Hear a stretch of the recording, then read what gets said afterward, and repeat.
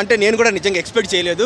Strong గా ఉంది movie, మనకు స్టార్టింగ్ నుంచి లాస్ట్ వరకు బాగుంది అనమాట. ఈ మూవీలో కమర్షియల్ మూవీతో పాటు మంచి మెసేజ్ ఎలిమెంట్స్ ఉన్నాయన్నమాట.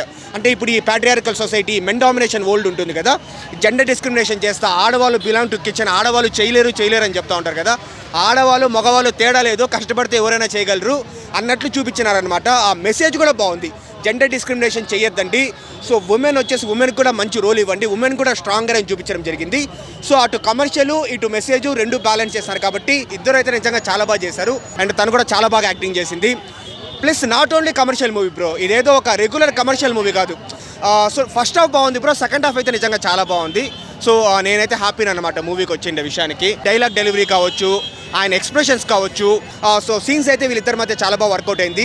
బట్ కాకపోతే స్క్రీన్ స్పేస్ తక్కువ అనమాట. ఆమె క్యారెక్టర్ కూడా నాకు పెద్దగా ఇంప్రెసివ్గా అనిపించలేదు. మంచి హిట్ అవుతుంది. ఓవరాల్గా రేటింగ్ నేను ఇవ్వలేను బ్రో, కానీ ఒకటైతే చెప్తాను, మన తెలుగు వాళ్ళు మనల్ని మనమే ఎంకరేజ్ చేసుకోవాలన్నమాట.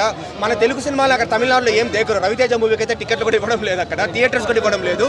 సో కాబట్టి ఫస్ట్ మన మూవీస్ మనం ఎంకరేజ్ చేసుకుంటాము. ఇదైతే చక్కటి మూవీ.